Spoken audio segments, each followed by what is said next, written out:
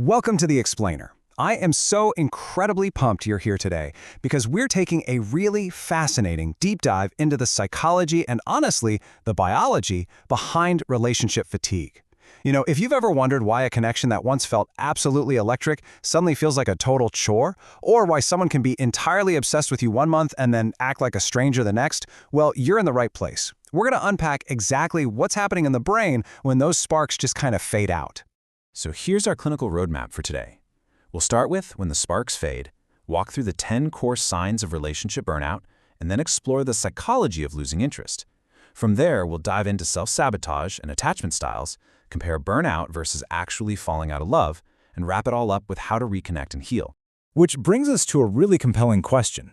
Why do we suddenly lose interest in the people we once loved?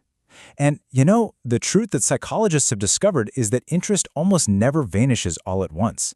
It's not this sudden dramatic event. Actually, it erodes quietly, little by little, long before any cracks ever show to the outside world. Moving into Section 1, when the sparks fade, looking at the neurobiology of love. To understand this quiet erosion, we really have to start at the foundation. Let's establish the biological baseline of how our brains actually process that early, exciting love versus long-term, comfortable attachment. Okay, so in the beginning of a relationship, we experience what's called passionate love. It is basically a massive dopamine high. It completely relies on the thrill of uncertainty, unanswered questions, and that intense infatuation. It literally lights up the exact same reward pathways in your brain as addictive substances. Crazy, right? But eventually, your brain has to return to baseline, shifting us into companionate love. Now, this state is driven by oxytocin. You've probably heard it called the hug hormone.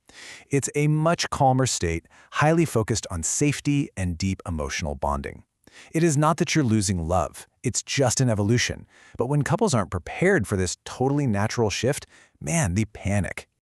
That panic brings us right to Section 2, recognizing the 10 signs of relationship burnout.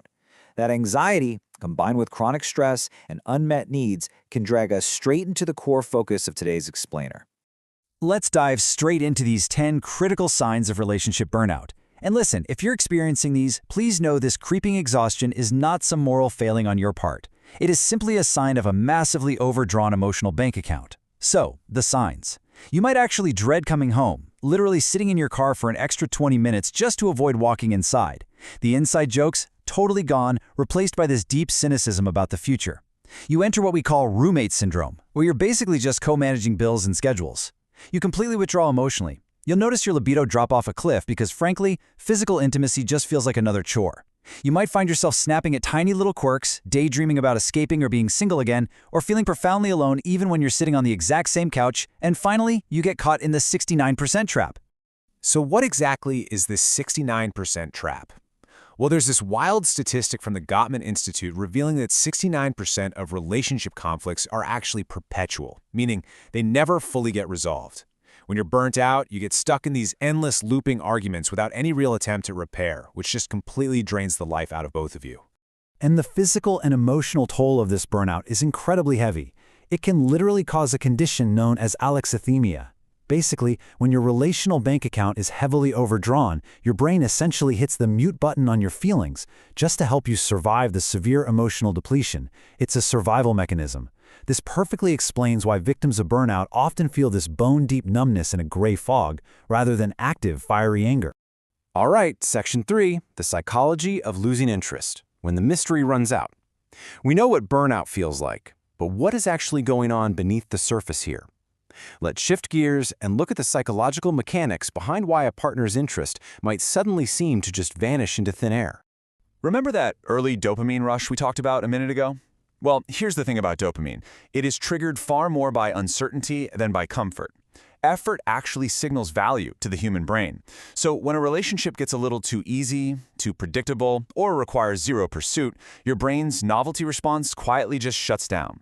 Your attention then almost automatically shifts toward whatever else in your life still feels unpredictable.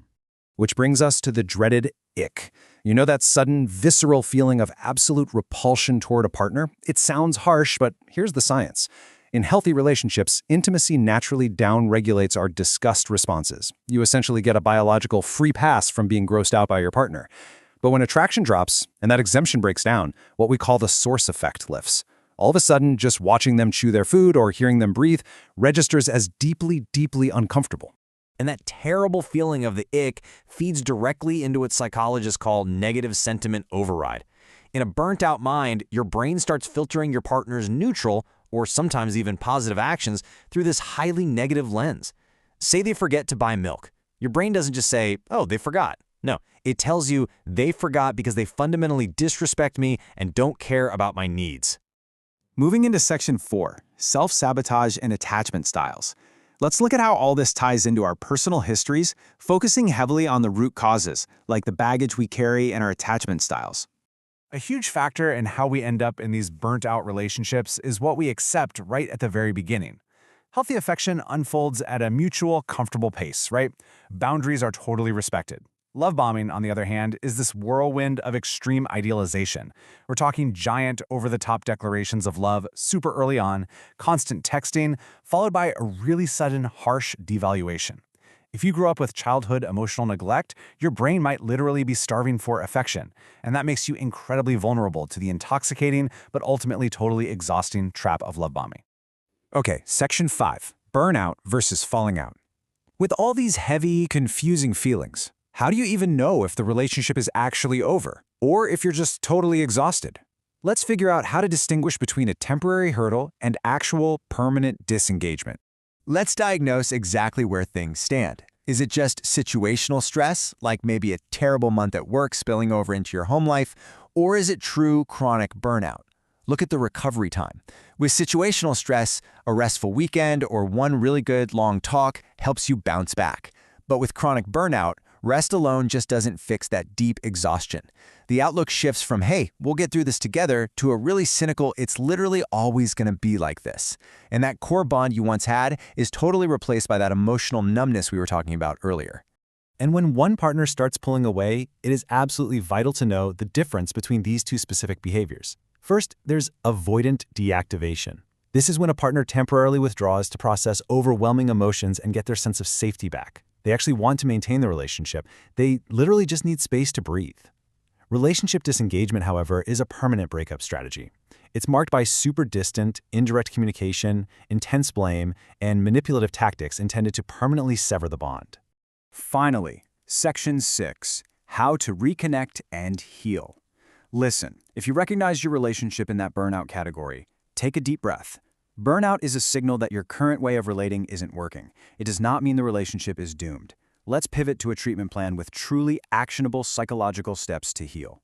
Here is your clinical treatment plan using tiny micro moves to literally alter your brain chemistry. Step 1, the 6-second kiss. I know it sounds overly simple, but a 6-second kiss is physically long enough to trigger that oxytocin release and signal to your nervous system that you are safe.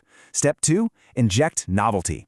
Break out of autopilot by doing something entirely new together.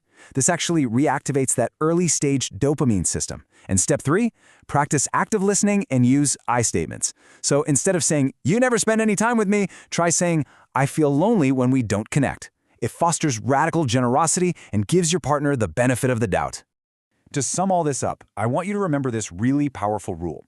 Sustained interest requires active maintenance, novelty, and genuine curiosity. Refreshed regularly, not assumed permanently. Long-term relationship survival is not some passive guarantee you just lock in. It is an active, ongoing practice of waking up and choosing to be curious about your partner, day after day. I want to leave you with this final, somewhat provocative question to really chew on. How much of your energy have you spent chasing interest that was already quietly gone, instead of noticing the signs and protecting your own emotional bank account? Thank you so much for joining me for this explainer today. Take some time to reflect on those boundaries, practice that curiosity, and I'll catch you next time.